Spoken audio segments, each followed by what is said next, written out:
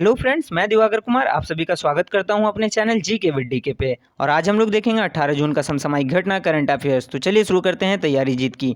और वीडियो शुरू करने से पहले मैं आप सभी को बताना चाहूँगा कि वीडियो में जो भी न्यूज़ आप देखेंगे वो सारा ऑथेंटिक सोर्स से है और आप हर प्रश्न में विद प्रूफ देख भी सकते हैं। तो पहला नंबर प्रश्न, ग्लोबल पीस इंडेक्स 2021 में भारत का रैंकिंग क्या है? तो ग्लोबल पीस इंडेक्स 2021 में भारत का रैंकिंग 135 है। और अभी institute for economic and peace IEP Sydney, जो एक ऑस्ट्रेलिया का ऑर्गेनाइजेशन है, जिसके द्वारा ग्लोबल पीस इंडेक्स का 15वां एडिशन जारी किया गया है। और इसमें से कुल 163 देश को उनके शांति स्तर के अनुसार उन्हें रैंक प्रदान किया गया। और इस इंडेक्स में टॉप पर आइसलैंड रहा है, जो नॉर्थ आर्कटिक का देश है, और दूसरे स्थान पर न्यूजीलैंड रहा है, और तीसरे स्थान पर डेनमार्क रहा है। और अफगानिस्तान सबसे कम शांतिप्रिय देश है, जिसका रैंक सबसे लास्ट और 163 रैंक रहा है। भारत के रैंकिंग में पिछले वर्ष से 2 रैंक सुधार कर अब 135 हो गया है। और साउथ एशिया के क्षेत्र में भारत का रैंकिंग 5वां है। और दक्षिण एशिया और साउथ एशिया का सबसे शांत देश भूटान और नेपाल है, और तीसरे स्थान पर बांग्लादेश है। बांग्लादेश का जो वर्ल्ड रैंकिंग है वो 91 है। नंबर 2, केंद्र सरकार द्वारा हाल ही में किसे भारत के विश्व व्यापार संगठन WTO मिशन के निर्देशक के तौर पर नियुक्त किया गया है? तो अभी आशीष चंदोरकर को नियुक्त किया गया है। तो विश्व व्यापार संगठन WTO जेनेवा में भारत के स्थायी मिशन के निर्देशक के तौर पर एक निजी व्यक्ति आशीष चंदोरकर को 3 वर्ष के कार्यकाल के लिए काउंसलर नियुक्त किया गया है। और इस मिशन में पहली बार किसी प्राइवेट व्यक्ति या निजी व्यक्ति को नियुक्त किया गया है। आशीष चंदोरकर बेंगलुरु में स्थित think tank Samahi foundation of policy and research के निर्देशक हैं। तो WTO के बारे में जानते हैं। तो WTO 164 सदस्य देशों वाला एक बहुपक्षीय निकाय है जो वैश्विक व्यापार से संबंधित है, और भारत 1995 से WTO का सदस्य है। नंबर 3, अरुणांक, वर्ताक, ब्रह्मांक, उदयक, हिमांक और संपर्क परियोजनाओं का संबंध निम्नलिखित में से किस परिवहन से है? तो यह सड़क परिवहन से है। और अरुणांक, वर्ताक, ब्रह्मांक, उदयक, हिमांक और संपर्क परियोजनाओं का संबंध सड़क परियोजना से है। और रक्षा मंत्री श्री राजनाथ सिंह ने 17 जून 2021 को उत्तरी तथा पूर्वी सीमावर्ती क्षेत्रों में सीमा सड़क संगठन के द्वारा निर्मित 12 सड़कों को राष्ट्र को समर्पित किया है। ये सड़क असम, अरुणाचल प्रदेश, केंद्र शासित प्रदेश लद्दाख और जम्मू कश्मीर में बनाया गया है। और सड़कों का निर्माण BRO की अरुणांक, वर्ताक, ब्रह्मांक, उदयक और हिमांक के संपर्क परियोजनाओं के तहत किया गया है। नंबर 4, सस्टेनेबल गैस्ट्रोनॉमी डे कब मनाया जाता है? तो ये 18 जून को मनाया जाता है। और 18 जून को सस्टेनेबल गैस्ट्रोनॉमी डे के रूप में मनाया जाता है। यह पाक कला से संबंधित है, और यह किसी विशेष क्षेत्र के खाना पकाने की शैली, स्थानीय भोजन और व्यंजन से संबंधित है। गैस्ट्रोनॉमी को पाक कला या भोजन बनाने की कला भी कहते हैं। नंबर 5, हाल ही में अमेरिका ने जून 10 को नेशनल हॉलिडे घोषित किया है। यह कितना जून को मनाया जाता है? तो यह 19 जून को मनाया जाता है। और 19 जून को यानी जून 10 को अमेरिका ने नेशनल हॉलिडे घोषित किया है।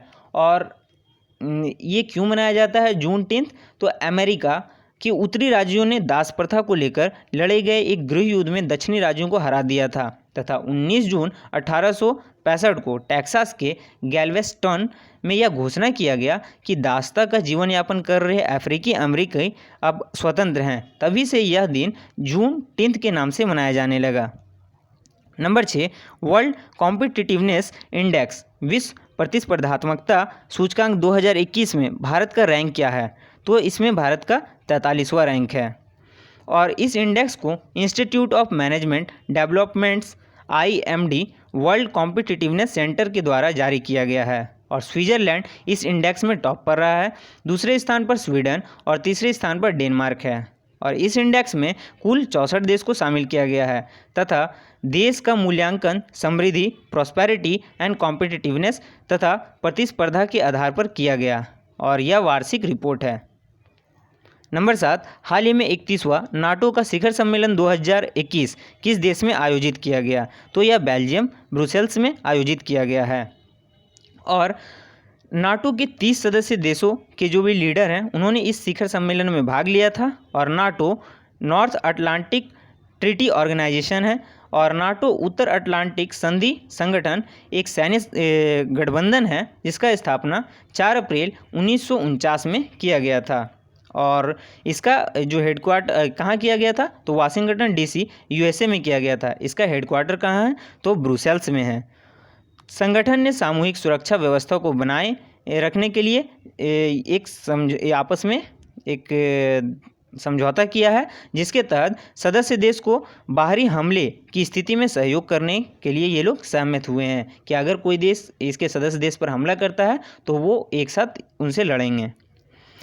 नाटो 2030 एजेंडा के तहत नाटो ने अपने लिए एक उच्च स्तरीय लक्ष्य रखा है। नंबर 8, जनजातीय समुदाय को गुणवत्तापूर्ण ट्रेनिंग देने के लिए जनजातीय मंत्रालय ने किस प्लेटफॉर्म को लॉन्च किया है, तो अभी आदि प्रशिक्षण पोर्टल को लॉन्च किया गया है। और आदि प्रशिक्षण पोर्टल को केंद्रीय जनजाति मंत्री अर्जुन मुंडा जी के द्वारा लॉन्च किया गया है। यह पोर्टल जनजातीय मंत्रालय ये मामले के मंत्रालय tribal research institute TRI Orissa तथा UNDP United Nation Development Programme के द्वारा संयुक्त रूप से विकसित किया गया है। और इस पोर्टल में TRI ट्राइबल रिसर्च इंस्टीट्यूट और national society for education of tribal students तथा मिनिस्ट्री ऑफ ट्राइबल अफेयर्स का जो भी सारा ट्रेनिंग होगा वो इसमें उपलब्ध होगा। Number 9, beyond here and others poem के लेखक कौन है, और इस पुस्तक का विमोचन हाल ही में नवीन पटनायक के द्वारा किया गया है, तो विष्णुपद शेट्टी इनके लेखक हैं।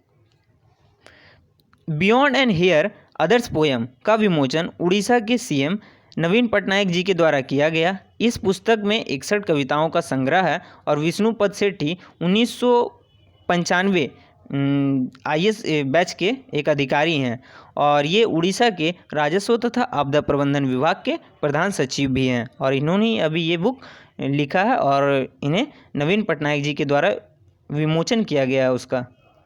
नंबर 10, हाल ही में किसे Puma motor sports of India का ब्रांड एम्बेसडर बनाया गया है, तो अभी युवराज सिंह को Puma motor sports of India का ब्रांड एम्बेसडर बनाया गया है।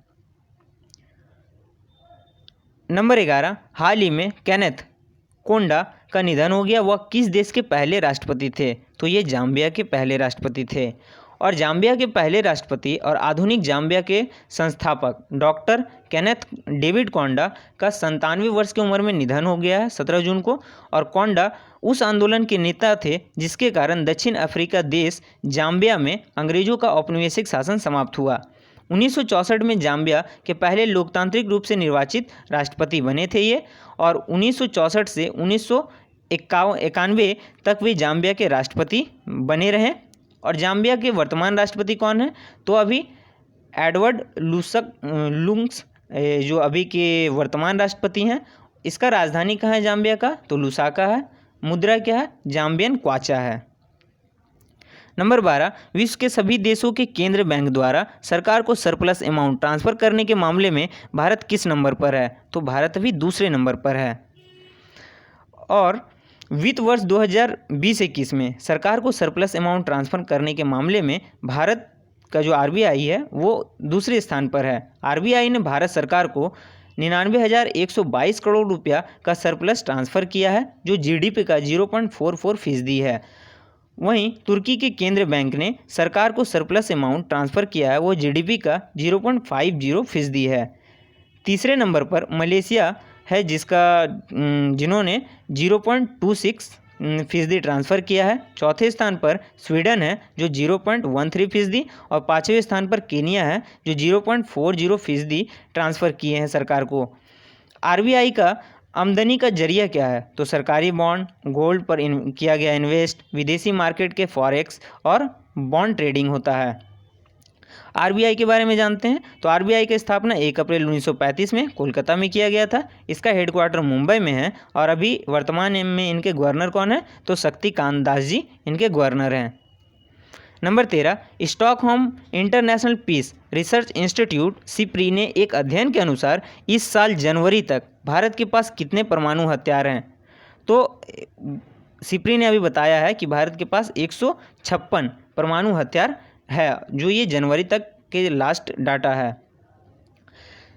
चीन के पास 350 है और पाकिस्तान के पास भारत से ज़्यादा 165 परमाणु हथियार है। सिप्री के अनुसार दुनिया के 9 देश के पास औपचारिक रूप से मतलब कि जिसका डाटा है से न्यूक्लियर वेपन है, मतलब कि 9 ही देश के पास न्यूक्लियर वेपन है जो औपचारिक रूप से रजिस्टर्ड है।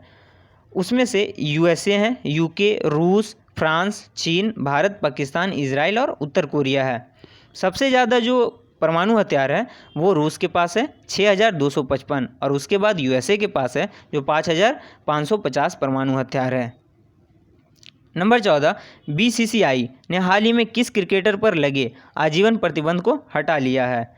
तो अभी अंकित चौहान पे लगे जो आजीवन प्रतिबंध था उसे हटा लिया गया है। ये क्यों लगा था, ये बैन क्यों लगाया गया था उन पे?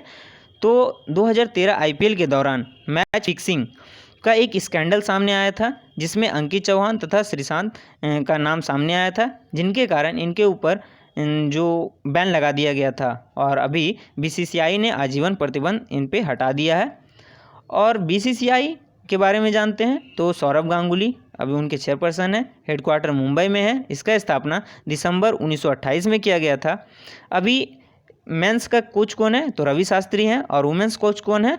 तो रमेश पवार हैं। नंबर 15, निम्नलिखित में से किसने वैश्विक योगा सम्मेलन 2021 के उद्घाटन समारोह को संबोधित किया है? तो अभी डॉक्टर हर्षवर्धन ने संबोधित किया है। डॉक्टर हर्षवर्धन जो केंद्रीय स्वास्थ्य एवं परिवार कल्याण मंत्री हैं, और इस इवेंट को मोक्ष यत्नम योग संस्थान के द्वारा आयोजित किया गया। और अभी 7वें अंतर्राष्ट्रीय योगा दिवस जो 21 जून 2021 को मनाया जाना है, उसके लिए यह प्रोग्राम शुरू किया गया है। और थीम इसका क्या होगा? तो yoga at home and yoga with family. और आयुष मंत्रालय के द्वारा अभी एक ऐप भी लॉन्च किया गया था योगा के लिए, तो उसका नाम नमस्ते योगा है। नंबर 16, निम्नलिखित में से कौन सा बैंक चेन्नई में परिवहन संपर्क में सुधार और औद्योगिक विकास की सुविधा के लिए 484 मिलियन अमेरिकी डॉलर लगभग 3500 करोड़ रुपया से अधिक का ऋण प्रदान करेगा? तो अभी एडीबी एशियन डेवलपमेंट बैंक ये ऋण को प्रदान करेगा। और एशियन डेवलपमेंट बैंक ये ऋण को प्रदान करने जा रहा है, 484 मिलियन डॉलर लोन देगा, और जिसमें चेन्नई से कन्याकुमारी जो इंडस्ट्रियल कॉरिडोर है को विकसित करने के लिए। और ये टोटल 590 किलोमीटर का एक अंतर्राज्यीय राजमार्ग है, और यह चेन्नई से कन्याकुमारी तक 32 जिलों में 23 जिलों को यह कवर करता है। और चेन्नई कन्याकुमारी इंडस्ट्रियल कॉरिडोर भारत के ईस्ट कोस्टल इकोनॉमिक कॉरिडोर का ही एक भाग है, और यह पश्चिम बंगाल से तमिलनाडु तक फैला हुआ है। अब जानते हैं एडीबी एशियन डेवलपमेंट बैंक के बारे में। तो इसका हेडक्वार्टर फिलीपींस में है। इसका स्थापना 19 दिसंबर 1966 में किया गया था।